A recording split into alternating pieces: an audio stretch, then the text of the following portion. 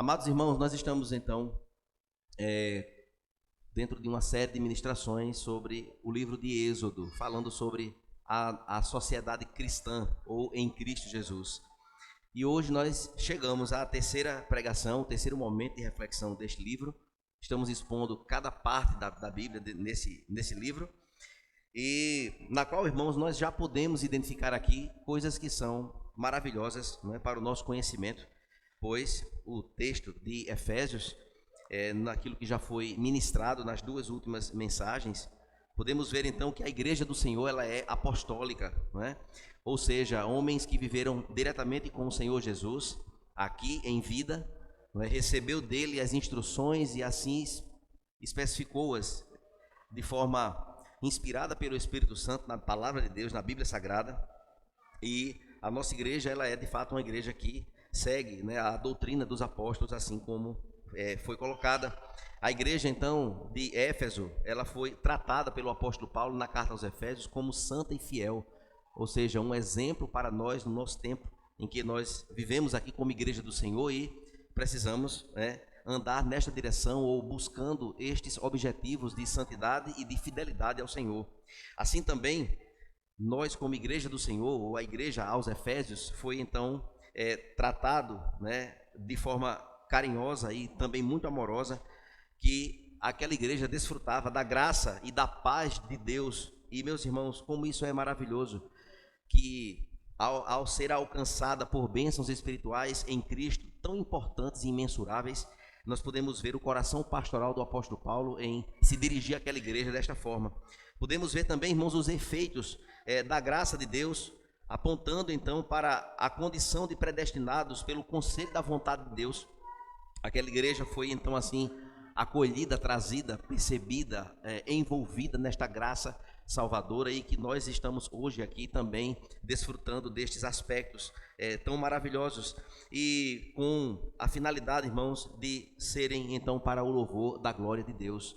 Precisamos ser de fato esta igreja para o louvor da glória de Deus, e pois assim recebemos, né, do Espírito Santo o selo, né, que é o penhor então da nossa salvação. Observamos ainda, irmãos, que a recriação da família cristã no seu formato original é algo central, né, na carta aos Efésios. Ou seja, podemos observar um novo povo, uma nova sociedade agora em Cristo, pelos méritos de Cristo, tirando toda a barreira que havia, ou desconstruindo as dificuldades que haviam entre judeus e gentios. Ou seja, isso nos leva ao entendimento de que não há nenhum tipo de distinção de povos, raças, nações. Foi isto então, esta barreira retirada, abolida, e agora todos os povos de todas as nações, o Senhor tem pessoas alcançadas pela sua graça salvadora, e este povo reúne-se então como igreja do Senhor, como povo de Deus, tendo Cristo como o cabeça da sua igreja. O novo corpo então, chamado de Igreja de Cristo, recebeu o poder do Espírito Santo para capacitá-los a viver de fato esta nova vida em Cristo. E viver uma nova vida é viver os aspectos de uma nova mentalidade, de uma nova cosmovisão, de um novo entendimento acerca da graça que nos foi derramada pelo próprio Deus por intermédio do seu Filho Jesus, quando ao morrer na cruz, ele então conquista o direito sobre as nossas vidas, nos dando assim a salvação, o elo de volta a Deus. Irmãos, isto de forma inevitável, são novos padrões a serem vividos deste novo povo, e nós que aqui estamos, precisamos ter esta clara compreensão. Igreja do Senhor, nós não somos da mesma forma como éramos antes. Não podemos então, ao sermos alcançados pelo Senhor Jesus salvificamente, vivermos agora da mesma forma como vivíamos anteriormente. A nova sociedade em Cristo é exatamente este povo que haverá de ser recolhido no último dia, onde Cristo haverá de vir buscar a sua igreja para eternamente estar com ele naquele dia tão esperado pela sua igreja. Resumindo, irmãos, a carta aos Efésios, ela nos traz de forma uma ênfase global nesta carta, desta união da igreja com Cristo, porque somos o corpo de Cristo e Cristo é o cabeça da igreja, formando então este entendimento, espiritual pelo poder do Espírito Santo. Podemos então, de forma bem rápida, para concluir a nossa introdução, recapitular o que foi tratado nas duas últimas mensagens. Os versos iniciais, não é? Há de fato uma saudação do apóstolo Paulo, apóstolo de Cristo Jesus, pela vontade de Deus, não pela vontade dele, humanamente falando, mas sim por vontade do Senhor nosso Deus, aos santos que estão em Efésios. E dentre os versos 3 a 14 da última mensagem, observamos então um esboço resumido do discurso do apóstolo Paulo. Ele começa então a uma resposta alegre às bênçãos que Deus providenciou e tributa essas bênçãos de louvor a Deus por sua infinita graça. Hoje então nós vamos ler o texto do primeiro capítulo de Efésios, a partir do verso 15 até o verso 23. Por favor, abra a sua Bíblia e vamos fazer a leitura desse texto. Efésios capítulo 1, versos do 15 até o verso 23. Você pode ficar sentado como você está, nós vamos fazer esta leitura.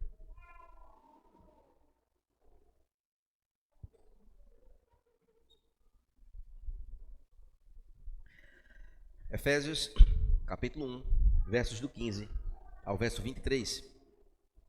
Por isso também eu, tendo ouvido a respeito da fé que vocês têm no Senhor Jesus e do amor para com todos os santos, não cesso de dar graças por vocês, mencionando-os nas minhas orações.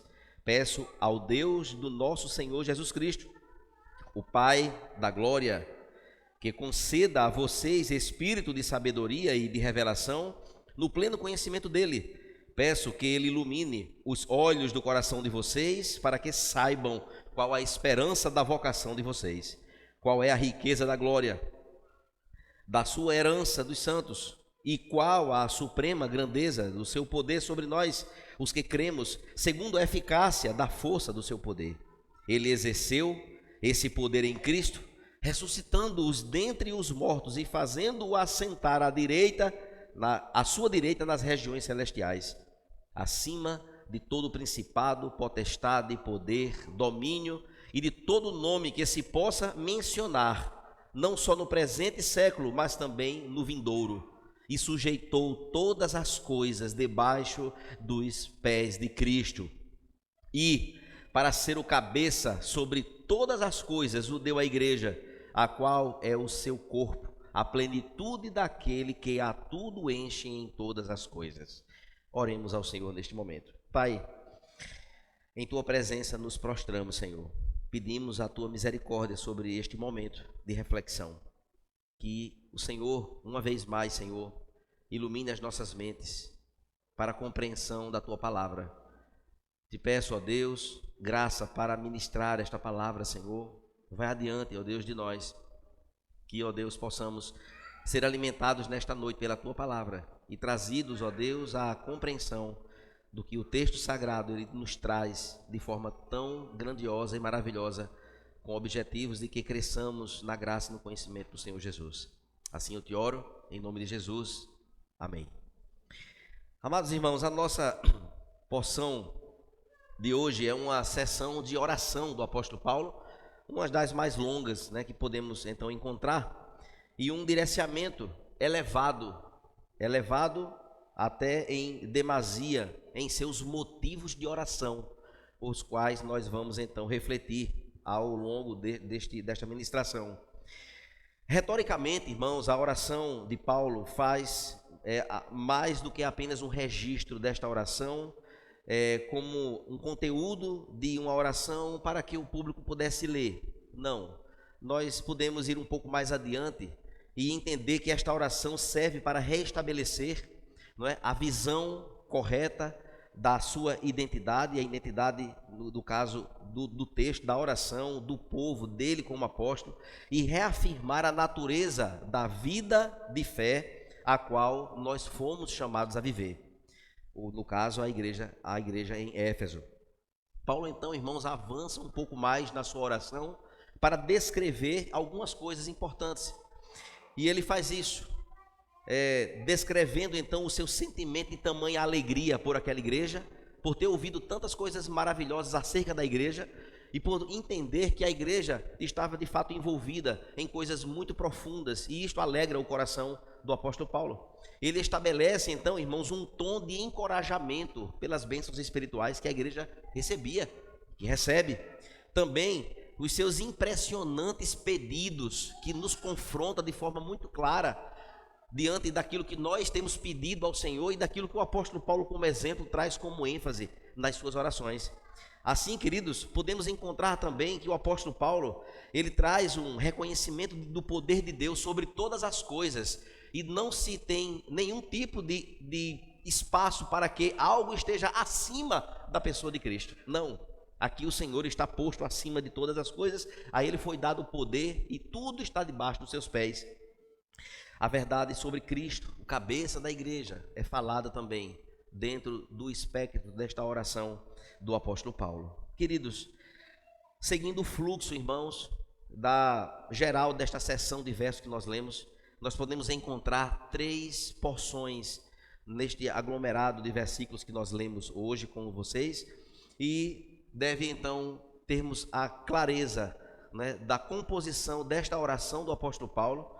E a primeira porção delas é exatamente nos 2 primeiros versos, o verso 15 e o verso 16, pois Paulo expressa a sua lembrança e oração contínua pelos irmãos em Éfeso, e ele chama especialmente a atenção para 2 elementos, fé e amor, que são aqui tratados nestes 2 primeiros versos. Mas observe, irmãos, que 2 coisas muito importantes nos chamam a atenção logo na primeira linha do verso 15. Quando nós olhamos para o verso 15, que diz assim: por isso, vírgula, também eu. E aqui eu queria chamar a atenção dos irmãos para a gente dar uma pausa nessas palavrinhas. Pois quando ele diz assim, por isso, essa conjunção, ele está falando exatamente sobre as coisas que ele falou anteriormente, as coisas que antecedem o verso 15, do verso 1 ao verso 14. Então ele fala sobre muita coisa, ele sauda a igreja, ele se apresenta como apóstolo de Cristo, não por vontade dele, mas por vontade do próprio Deus. Saúda os irmãos, né, com graça e paz de Deus, o nosso Pai. E ele fala sobre todas as bênçãos espirituais contidas então do verso 3 até o verso 14. E depois dele fazer toda esta iniciação no capítulo 1, ele diz agora, por isso. Então ele vai agora falar sobre um outro assunto que é resultante daquilo que ele já tinha falado anteriormente. Ou seja, diante de todo o conhecimento das bênçãos espirituais faladas anteriormente, Paulo passa agora a falar sobre a sua oração. Ele passa agora a expressar a sua oração. E aí quando nós passamos da primeira vírgula, por isso, aí ele diz, também eu o quê? Tenho ouvido a respeito da fé que vocês têm no Senhor Jesus e do amor para com todos os santos. E aí, meus irmãos, quando ele diz também eu, ele deixa muito claro nesta expressão que o apóstolo, ele vai declarar sobre a igreja que aquilo que ele aponta na sua oração é sabido por outras pessoas. Quando ele diz também eu tenho ouvido, então ele está dizendo, a fama de vocês se espalha. O conhecimento acerca de vocês como igreja que vive fé e amor não é somente um conhecimento acerca da minha percepção, mas é algo que é sabido dentre outras pessoas, e isso reflete, irmãos, uma característica real da igreja de Éfeso, e de tal forma que outras pessoas têm este mesmo conhecimento, e isto nos faz lembrar do Salmo 126 e os versos 1 e 2. Observe que naquele episódio do Salmo 126, o povo de Deus estava cativo, no cativeiro, e estava agora liberto. E aí, o que é que o texto de Salmo 126 diz? Quando o Senhor restaurou a sorte de Sião, ficamos como quem sonha. Observe, então a nossa boca se encheu de riso e a nossa língua de júbilo. Então entre as nações se dizia, grandes coisas o Senhor tem feito por eles. Ou seja, aquilo que o Senhor fez na vida do seu povo, lá no Salmo, lá na libertação do cativeiro, era sabido por outras pessoas. E aqui em Éfeso, as pessoas agora reconhecem, juntamente com o apóstolo Paulo, acerca de coisas que eram vivenciadas agora pelo povo do Senhor, por aquela igreja, a igreja em Éfeso. E isto, irmãos, o que é que tem a ver uma com a outra, um episódio com o outro? Podemos fazer um link, irmãos, de que quando a igreja ela desfruta de um relacionamento verdadeiro com Deus, quando Deus se mostra e se manifesta sobre a igreja, o nosso testemunho, ele se espalha. As pessoas identificam. E qual tem sido, irmãos, o nosso testemunho? Qual tem sido a fama da nossa igreja? Onde quer que nós cheguemos? Como é que tem sido a nossa fama? Não apenas por uma caricatura maquiada de cristão, mas nas nossas atitudes, onde nós trabalhamos, onde nós vivemos, na nossa casa, como exemplo para os vizinhos. Como é que nós temos vivido isso? Será que as pessoas podem olhar para nós e ver em nós um exemplo de fé e de amor? Um exemplo de cristãos genuínos, de pessoas íntegras, que temem a Deus e que confiam em Deus a sua própria vida? Observe, irmãos, que isto é interessantíssimo quando o apóstolo diz, também eu, ou seja, outras pessoas dizem a mesma coisa de vocês. E isto traz alegria ao coração do apóstolo. Não é uma percepção unicamente dele, mas de outras pessoas também. E aqui, queridos, ele então adentra nessas duas palavras, fé e amor, em Cristo, a fé em Cristo. Então Paulo baseia a sua oração, irmãos, no que ele ouviu. Observe que o texto continua dizendo, também eu tenho ouvido a respeito da fé de vocês, que vocês têm no Senhor Jesus. E, queridos, observe que ele não deve, então, o entendimento a uma fé reduzida apenas a uma aceitação mental, né, de algum credo, não, mas como uma confiança ativa naquilo que Deus fez e fará, e uma vida vivida com a participação e resposta e reflexo do que Deus fez. A nossa fé, irmãos, ela precisa ser uma fé ativa. Amém? Uma fé viva. Uma fé que no momento dos desafios maiores da nossa existência, a gente pode olhar para a cruz e dizer, Senhor, Tu és o meu dono, Tu estás acima de todas as coisas. E eu creio que o Senhor haverá de se mover em me socorrer, em me ajudar e me orientar. Tem que ser uma fé, irmãos, que exerce prática. De que adianta a igreja dizer, nós amamos missões, mas não faz nada por missões? De que adianta estarmos dentro de um aglomerado de pessoas que se ajuntam dentro de uma casa chamada família, e nós não exercemos uma fé nas nossas práticas de tratamento com os componentes da nossa casa? Observe, irmãos, que a nossa fé, ela precisa ser uma fé em exercício, uma fé vivida, em uma fé acolhedora, uma fé que tem evidências de que coisas acontecem por conta da nossa fé. E isto precisamos resgatar, irmãos, nesta noite, no entendimento de que o apóstolo Paulo, ele ora, abrindo então a sua oração, reconhecendo que a fé daquele povo não era uma simples fé, eu tenho fé, não, uma fé que você vê as evidências na prática de uma fé verdadeira. Aí, queridos, nós podemos observar, lembrando que a fé vem pelo ouvir e ouvir a palavra de Deus. A fé também é um dom dado por Deus. As pessoas então ouvem acerca da nossa fé.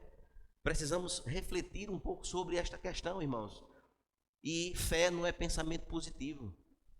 Nós vamos fazer uma corrente aqui de pensamento positivo, vai dar tudo certo. Isso não é fé.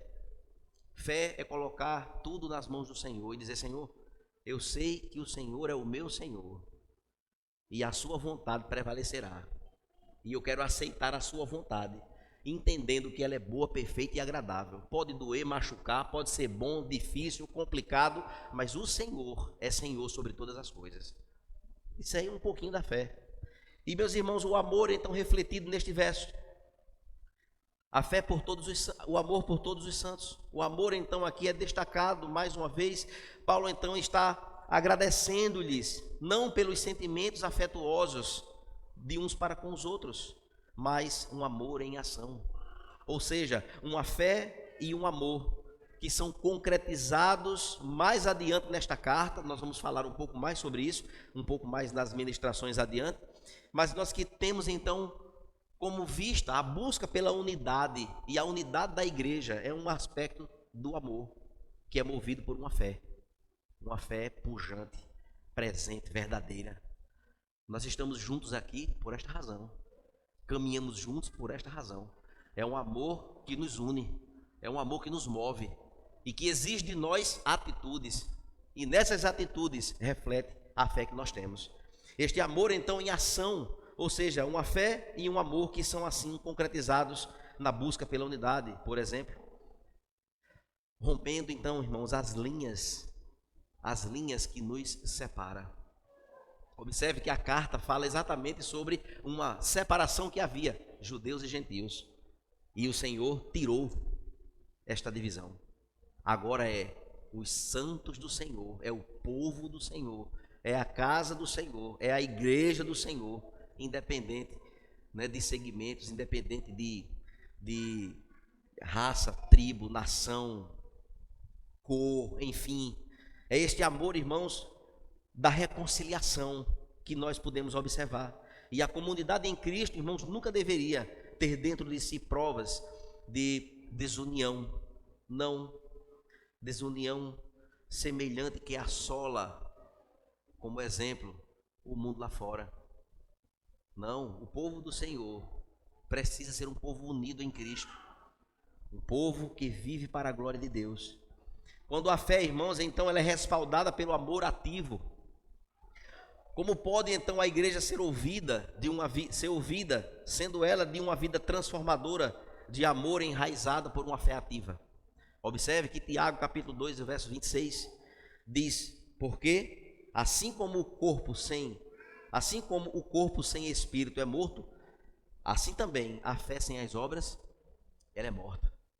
Então eu preciso ter atitudes que são oriundas de uma fé verdadeira. Com isso eu não estou dizendo que a igreja aceita tudo. Não, a igreja, ela acolhe a todos. Mas aquilo que a palavra diz, que são aspectos de mudança, de transformação de vida, são resultados de um acolhimento em amor que visa transformação de vida. Então não é chegar lá de fora, eu sou assim, pronto, e a igreja vai me abraçar e vai estar tudo certo. Não é este amor barato que se prega aí afora. Não, tudo é o amor, em nome do amor. Não é isso aí não, que o texto está dizendo. Está falando sobre um amor de unidade, de servos do Senhor, que reconhece a graça salvadora do Senhor Jesus sobre a vida e que transforma a vida e que faz destas vidas um povo unido, um povo agora que vive para a glória de Deus. E isso, meus irmãos, de fato é muito mais profundo do que esse amor barato que se prega aí afora. A segunda coisa que nós podemos observar na narrativa que nós lemos está nos versos 17 a 19. E aqui Paulo destaca o propósito da sua oração. Observe, irmãos, comigo, os versos 17 até o verso 19. Ele começa dizendo: peço, e aí é uma palavra que abre a sua oração, né, de forma muito clara. Peço ao Deus do nosso Senhor Jesus Cristo, o Pai da glória, que conceda a vocês espírito de sabedoria e de revelação no pleno conhecimento dele. Mais uma vez ele diz no verso 18: peço que ele ilumine os olhos dos corações de vocês, para que saibam qual é a esperança da vocação de vocês, qual é a riqueza da glória e da herança dos santos. Verso 19: e qual é a suprema grandeza do seu poder sobre nós, os que cremos segundo a eficácia da força do seu poder. Amados irmãos, ele se lembra então, queridos, da comunidade em Cristo, e ora constantemente para que Deus conceda coisas grandiosas, até atípicas às orações que existem hoje em dia, as quais, por todas essas, a gente não se vê muita oração nesse sentido. A gente nunca faz oração, muito difícil fazer oração para que Deus ilumine o nosso entendimento, para nos dar sabedoria, orar por esses fatores aqui, por esses pedidos aqui. E isso, de fato, irmãos, o apóstolo Paulo, então, ele compartilha parte da sua lista de oração, né, nas suas cartas às várias igrejas, às quais ele ministrou. E nesta passagem em Efésios, né, em uma dessas orações, aqui ele então faz este pedido de uma forma muito profunda, elevando o nível profundamente dos seus pedidos de oração ao Senhor por aquela igreja. É uma oração, irmãos, que mostra uma profunda preocupação, uma preocupação muito mais além do que comida ou bebida ou vestuário. A preocupação do apóstolo Paulo não são com essas coisas, até porque o Senhor Jesus Cristo, Ele mesmo disse que Ele cuidaria do nosso sustento, que eu não deveria viver ansioso por coisa alguma. Muito antes, os meus pedidos de oração fossem reconhecidos diante dele. Pronto. Aqui ele vai muito mais profundo. Ele vai agora em coisas que são permanentes. Ele não vai pedir aqui por quilo de feijão, nem para que as coisas mais rotineiras sejam resolvidas. Ele vai para o profundo e nos dá uma aula sobre isso. Pois ele preza então pelo crescimento espiritual da igreja de Éfeso. E o crescimento espiritual, irmãos, é uma prerrogativa que nos leva a um patamar muito mais elevado de vida e de resultados em todas as áreas que nos envolvem na nossa existência. Queridos amados, ele pede então coisas nesta oração com a qual nós podemos então aprender muito, especialmente para a nossa vida de oração. Se nós sairmos daqui hoje, irmãos, percebendo que as nossas orações, elas precisam sair daquele círculozinho de coisas pessoais e começar a compreender que quando eu adentro para este patamar de preocupação com o crescimento espiritual da minha vida e de comunhão com Deus, eu vou perceber que as outras coisas, elas vão ter um significado muito menor. Pois aqui, queridos, nós podemos ver os pedidos do apóstolo Paulo. Em primeiro lugar, Paulo ora para que os efésios, eles conheçam melhor a Deus. Quantas vezes eu e você oramos: Senhor, eu quero te conhecer mais. Não, a gente acha que está no automático, apertou um botão, hoje eu sou crente, pronto, acabou, está tudo resolvido. Toca o barco aí, é para comprar uma Bíblia, pronto, para andar todo arrumadinho, chegando na igreja, dar a paz do Senhor, ou a graça e a paz, né? Depende da denominação, né? Ou boa noite, não sei, tem essas diferenças, né? E aí, a gente cumpre o nosso dever como cristão. Irmãos, a gente conhece bem a Deus mesmo? Observe que o apóstolo Paulo, ele faz uma oração a Deus para que fosse concedidos o espírito de sabedoria e de revelação, ou seja, de compreensão e de conhecimento acerca de quem Deus é. Amados irmãos, a gente tem vivemos numa geração de uma defasagem de conhecimento de Deus terrível. Muitos que eu digo são muitos mesmo, acham que Deus é o nosso empregado de recado, ou aquele nosso serviçal, o amo da lâmpada mágica, que está para atender os meus pedidos e desejos. Queridos, que terrível cenário nós estamos vivendo. Não se quer conhecer mais a Deus, porque o conhecimento acerca de Deus não é olhando para as plantas e para os passarinhos voando. Não é isso não, é criação dele, tudo certo. Mas nós só conheceremos a Deus quando nós temos uma vida de oração e de aprofundamento na leitura e no estudo das Escrituras Sagradas. Que bom, irmãos, olha, que bom que nós temos tido aqui uma escola bíblica dominical aos domingos às 9 horas. Aos domingos às 9 horas. Crescente.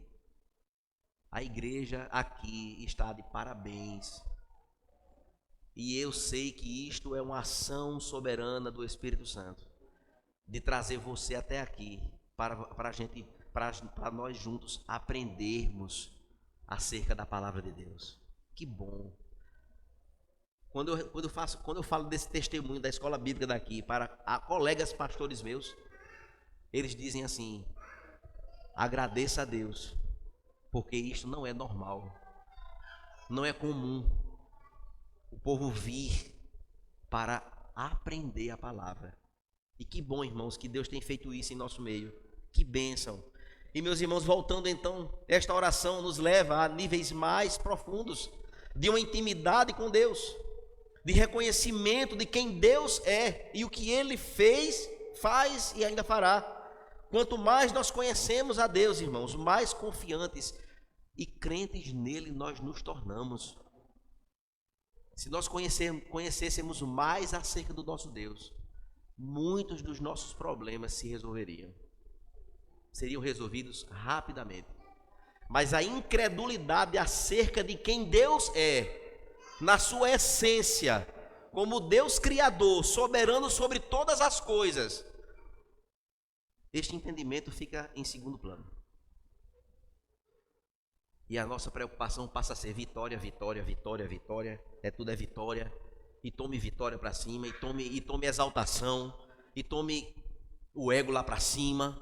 Você é isso, você é aquilo, mas não tem arrependimento, não tem Senhor, cuide da minha vida, Senhor, eu dependo do Senhor, Senhor, quebrante o meu coração, Senhor, me ajude, Senhor, eu não sei decidir, me oriente.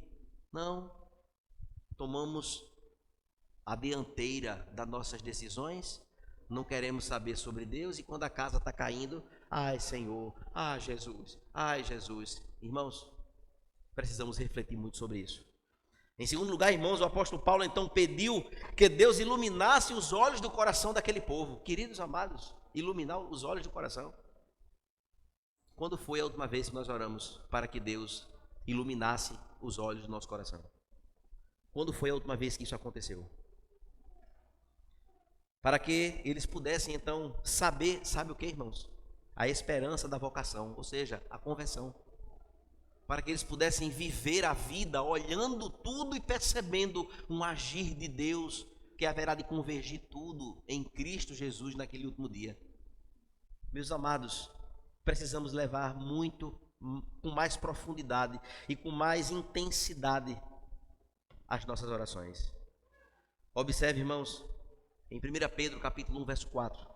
Sobre esta vocação e esta herança que foi dada pelo próprio Deus à igreja, aos santos do Senhor. O apóstolo Pedro diz assim, que a nossa herança nunca pode ser perdida. Isso é para mim e para você. Ele nos regenerou para uma herança viva, que nunca pode padecer, ou perecer, estragar ou murchar, guardada nos céus para todos. O apóstolo Paulo, ele está escrevendo nesta carta, na sua oração, para que os olhos do coração do povo lá em Efésios visse isso, pudesse entender a grandiosidade da herança prometida na eternidade. Nós estamos vivendo, irmãos, com olhos nisso aqui. Você compreende que você é filho de Deus? E isso foi possível porque sua vida foi alcançada pela graça redentora de Jesus. E você aqui nesta terra passou de ser uma condição, deixou de ser uma condição de criatura para ser agora filho de Deus, que precisa viver o namoro, o noivado, o casamento, precisa viver no trabalho secular, na empresa onde você se relaciona, que você precisa viver ao comprar, ao vender, ao se relacionar com as pessoas, ao testemunhar acerca de Cristo, tudo isso para a glória de Deus. E que nós temos um dono que está sobre nós, que nos protege, que cuida de nós, que nos guarda, mesmo entendendo que esta vida aqui é passageira. Vamos viver aqui mais uns dias. Nós temos falado de vez em quando sobre isso. E a gente perde de vista e acha que aquela linha de chegada lá no final, parece que ela ainda existe. Parece que vivemos com o foco naquilo que vivemos aqui agora e pronto. E se as coisas aqui não der certo, o mundo se acaba. Para quem é crente no Senhor Jesus, não é assim, irmãos. Ou não é para ser assim. É para a gente, diante das tempestades, das lutas, das alegrias e das adversidades, é compreendermos que tudo há um propósito e tudo coopera para o bem daqueles que amam a Deus segundo os seus propósitos. Amados, aqui é uma passagem rápida. E queridos amados, em terceiro lugar, nesta oração, nestes versos que nós lemos, ele diz assim: e que Deus faça-os ver a suprema grandeza do seu poder sobre vocês. Este tipo de oração, irmãos, busca conhecer e compreender melhor a salvação, compreender a nossa salvação e nos alegrar por isso. E aí a pergunta que fica para nesta composição desta segunda parte que nós lemos, do verso 17 ao verso 19. Irmãos, quais são as três principais, ou os três principais, eu só queria os três, para você refletir. Quais são os três principais motivos de oração na sua lista de oração? Se hoje você fosse capaz de escrever num papel, coloque aqui os seus 5 principais pedidos de oração. O primeiro, o segundo e o terceiro seria o quê? Quando se trata, irmãos, das nossas próprias orações, a maioria delas se concentra nas coisas que eu quero que Deus faça por mim. Essa é a verdade. Temos tendência a pedir a Deus que facilite a nossa vida. Via de regra, muitas coisas a gente mesmo procura confusão para nós mesmos, mas a gente faz errado e agora, Senhor, me acuda. Então ele tem que dar um jeito na minha situação, né? É bem por aí. E que elimine de uma vez por todas os nossos problemas, que via de regra a gente arranja um bocado deles para nós mesmos. A culpa é da gente muitas vezes, né? Faz o que não pode, toma atitude sem consultar o Senhor, né? E assim a gente vai seguindo nesta condição. Não é errado, irmãos, pedir sobre coisas pessoais de forma alguma, até porque o Senhor mesmo, Ele declara que nos ajudará, estará conosco todos os dias, nos sustentará, nos dará, nos concederá, estará cuidando de nós. A oração de Paulo, irmãos, aqui eleva o nível de como a oração pode ser, ela pode ser, tá? Ele nos mostra que nós podemos ir mais fundo. Há lugares, irmãos, onde nós podemos ir em oração que nunca imaginamos. Sair um pouco do foco de nós mesmos, que parece que quem está no nosso altar do coração é nós mesmos sentados. E tudo gira em torno de atender a quem está dominando nosso coração. E queridos, há de fato, irmãos, lugares onde nós devemos nos aproximar e nos preocupar mais em conhecer a Deus, o Deus da nossa bondade, o Deus de bondade, do seu poder, das suas promessas sobre nós.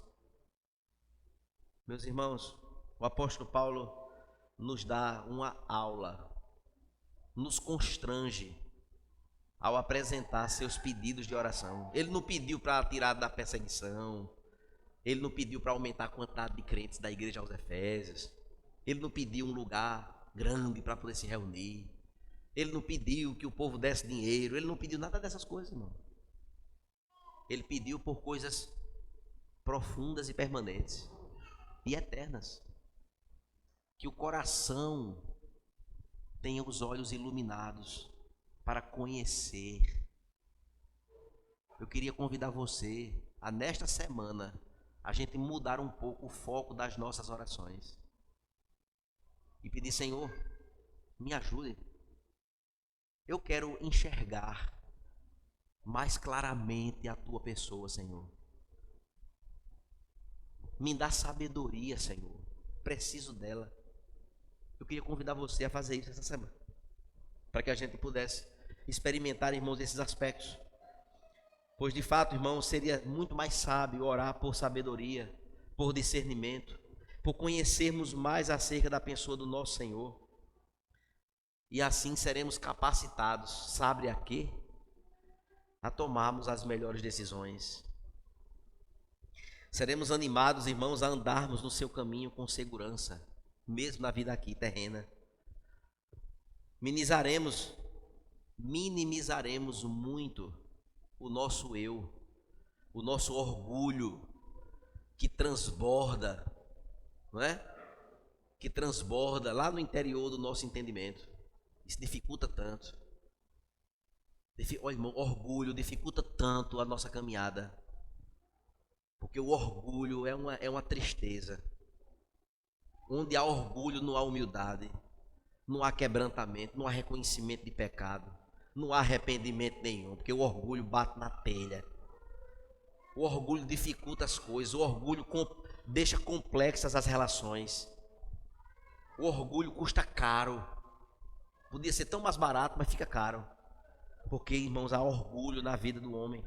Há orgulho que tal a gente pudesse conhecer mais ao Senhor e ver se a gente encontra na pessoa de Jesus algum orgulho. Pelo contrário, é um exemplo de humildade ao pegar uma bacia com água e uma toalha e lavar os pés imundos daqueles homens que estavam ali acompanhando ele como seus discípulos. Queridos, quando a gente começar a orar diferente, a gente vai ver que muito de piedade nós temos a aprender e desfrutaremos de paz, de alegria e de contentamento em Cristo Jesus. Amém? Em último lugar, os versos 20 e 23, aqui Paulo então discorre, irmãos, sobre o poder de Deus demonstrado na ressurreição e exaltação do nosso Senhor Jesus Cristo, o nosso Salvador. E aí os versos 20 em diante diz assim: ele exerceu esse poder em Cristo, ressuscitando-os dentre os mortos e fazendo-os assentar à direita das regiões celestiais, acima de todo principado, potestade, poder, domínio e de todo o nome que se possa mencionar, não só no presente século, mas também no vindouro. E sujeitou todas as coisas debaixo dos pés de Cristo, e para ser o cabeça sobre todas as coisas, o deu à igreja, a qual é o seu corpo e plenitude daquele que tudo enche em todas as coisas. Amados irmãos, como conclusão da oração do apóstolo Paulo, esta sessão então baseia-se nos versículos anteriores, que apontam para o que Deus fez e chama a atenção para esta maravilhosa glória, a glória de Deus que foi potencializada em Cristo, naquele que é a expressão exata do ser de Deus, conforme o livro aos Hebreus. Cristo é a expressão exata do ser de Deus. E meus irmãos, Paulo especifica esta exaltação de Cristo pelo próprio Deus, acima de todas as coisas, colocando tudo debaixo dos pés do Senhor Jesus e designando então Cristo como cabeça da igreja, que é o seu corpo. E o que nós podemos entender, irmãos, como Cristo acima de tudo? Irmãos, afirmativas tremendas.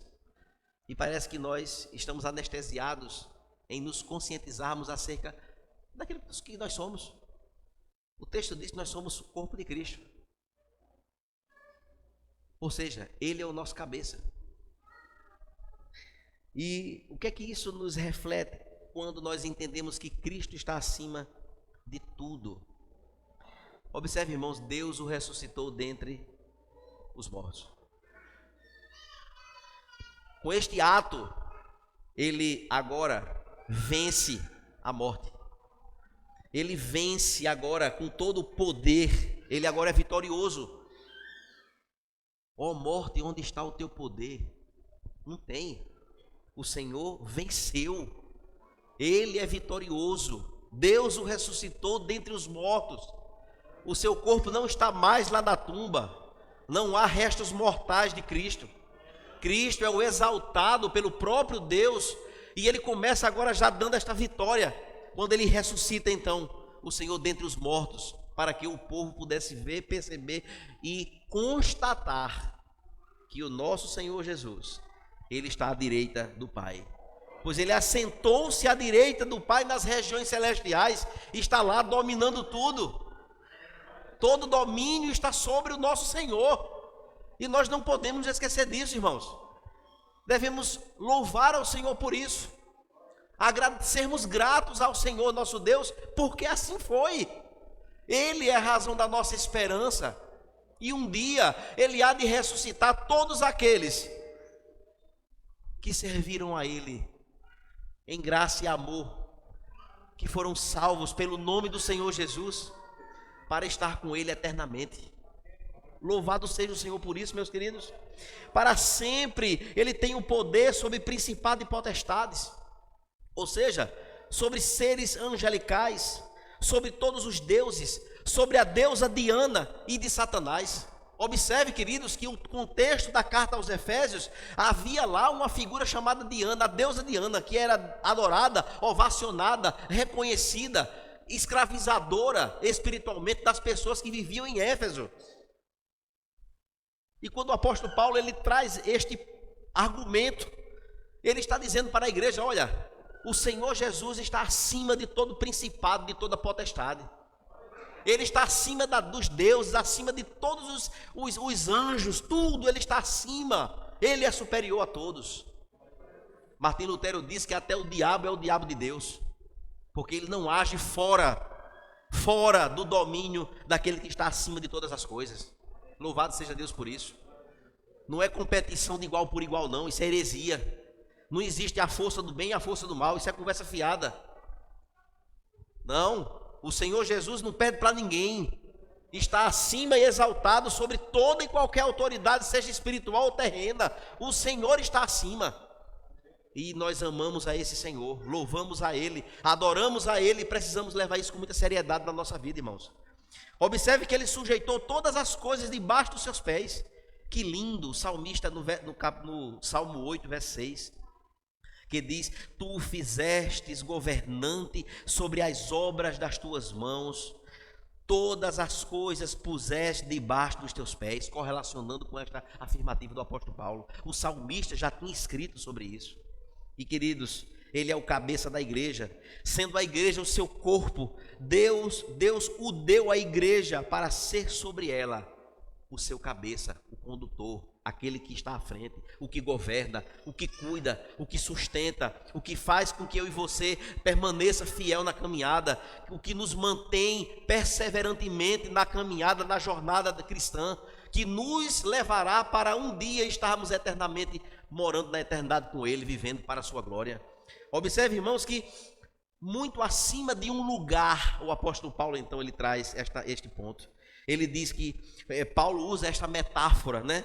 E que está à sua direita, exatamente o Senhor. Ele há de fato um reconhecimento do apóstolo Paulo que o Jesus homem, o Deus homem, não é, que caminhou sobre essas estradas na terra, na vida, nas localidades onde ele viveu, não estava mais limitado, irmãos, àquela existência terrena, não estava mais agora preso às condições humanas da terra. Ao ressuscitar, ele agora vai para um outro lugar, onde de lá ele comanda tudo, comanda todas as coisas. Ele está entronizado à direita do Pai.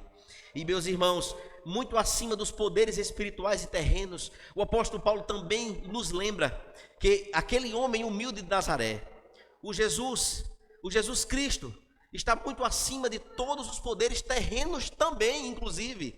E aqui, meus irmãos, reis, rainhas, presidentes, primeiros ministros, ditadores, imperadores, de direita, de esquerda, de centro, de nada, tiranos, césares, quem seja que for, o delegado, o juiz, o promotor, o STF, o dono quem cuida da empresa, tudo, irmãos, está debaixo do poder do Senhor Jesus. Nada está acima, nada.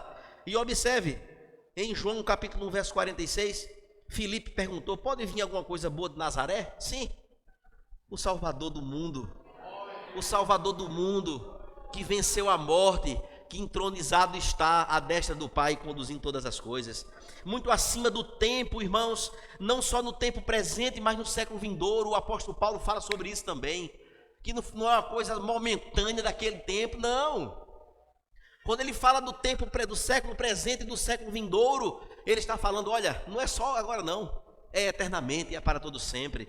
E queridos, que coisa linda, quando finalmente o apóstolo Paulo lembra que Cristo ressuscitado está muito acima também dos limites do elemento da existência chamada tempo.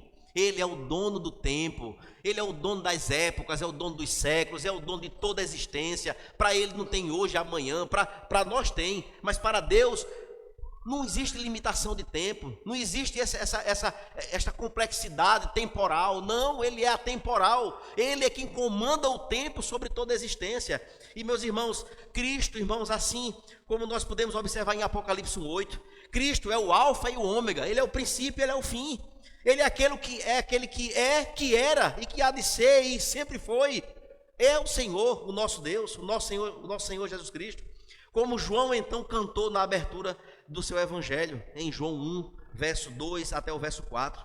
Ele estava no princípio com Deus. Olha só, irmãos, que coisa linda. Todas as coisas vieram a existir por meio dele. Dele quem? Por meio de Jesus, o nosso Senhor. É o que o texto sagrado diz, nos aponta de forma categórica. E sem ele nada do que aconteceu se faria. O que surgiu nele então foi vida. E vida, de fato, para iluminar as pessoas. É o que o texto de João diz. E para concluir, irmãos, eu convido o louvor para vir para cá, para a gente cantar uma canção. Mas aqui eu concluo com as minhas palavras, dizendo que a ênfase que Paulo, irmãos, dá ao nome de Jesus Cristo tem uma importante razão neste bloco de oração, de textos e versos. Se Cristo, irmãos, é o cabeça da igreja, poderoso acima de todas as coisas existentes, tanto no presente como no tempo que há de vir, como eternamente, temos total segurança e confiança. Precisamos viver isso, irmãos. Precisamos viver certos da nossa esperança, certos da nossa confiança naquele que está acima de todas as coisas. E quando nós entendemos que Ele está acima de todas as coisas, Ele está acima dos nossos problemas. Ele está acima das nossas dúvidas, das nossas dores, das nossas dificuldades. Ele está acima das nossas conquistas.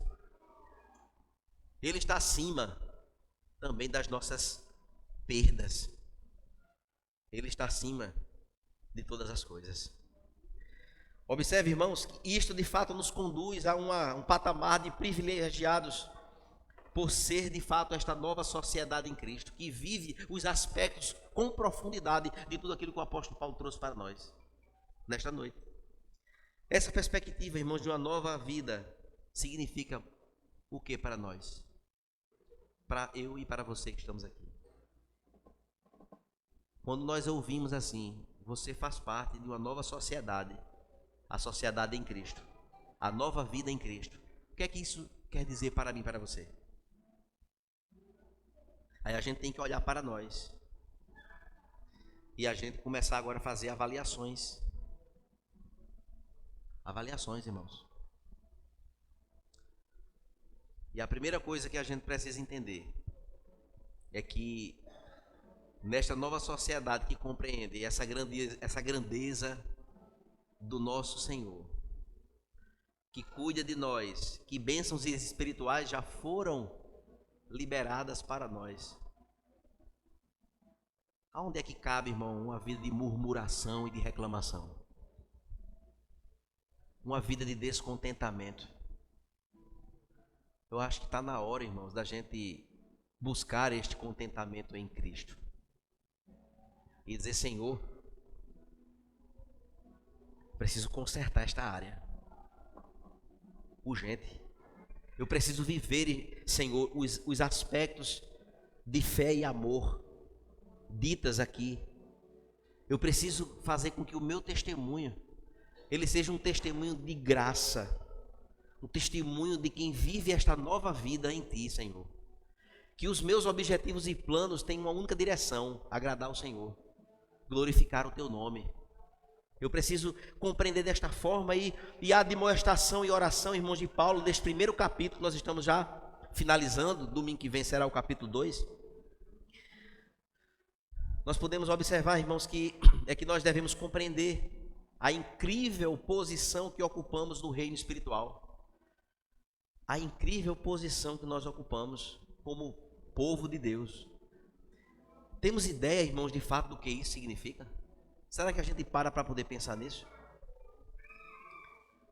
A gente só vai conseguir, queridos, se nós estivermos vivendo o que o verso 18 diz: se os olhos do nosso coração forem abertos.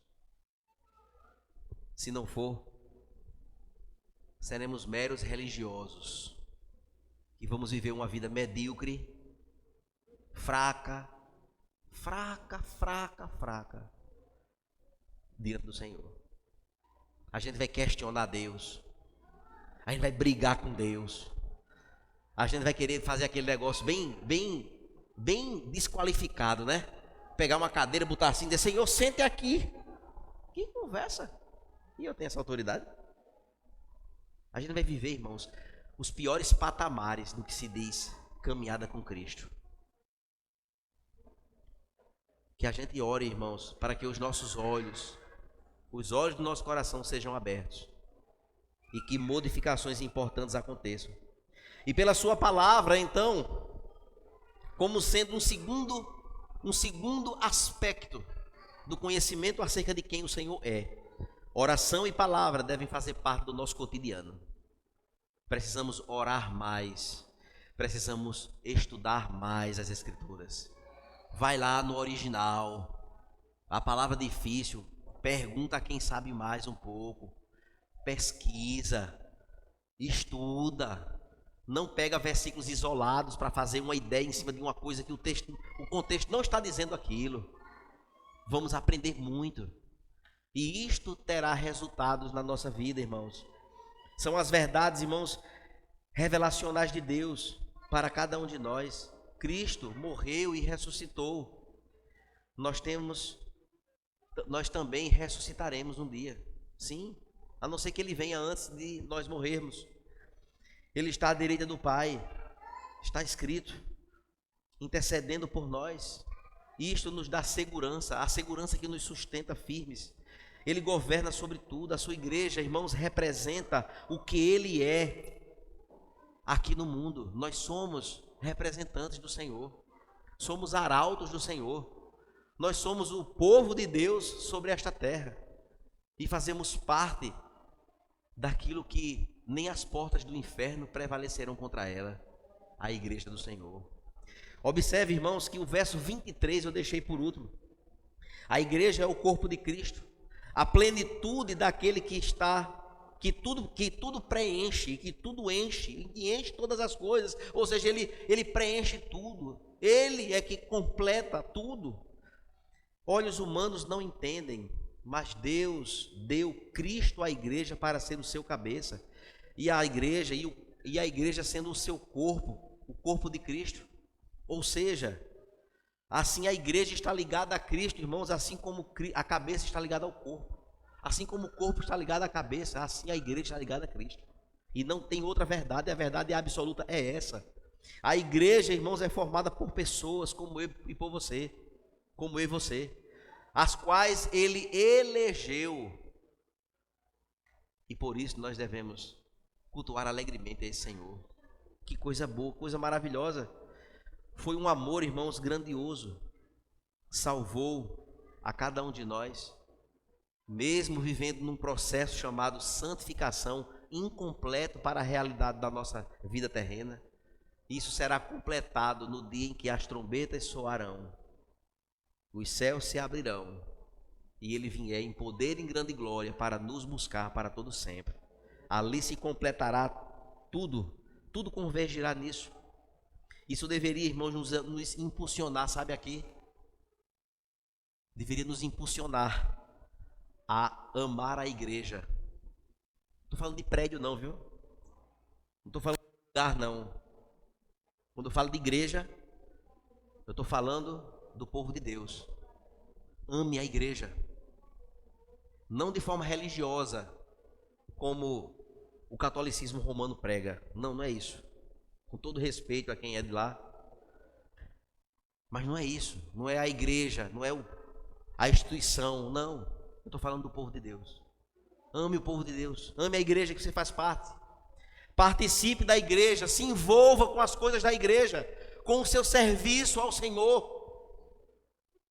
Muito mais acertado do que viver em casa desigrejado. Se você é desigrejado, peça perdão ao Senhor. Se arrependa do seu pecado.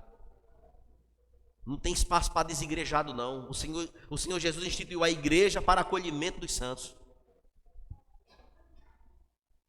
Eu me decepcionei. Sempre, quando os nossos olhos estão focados no homem, sempre há a possibilidade de decepção.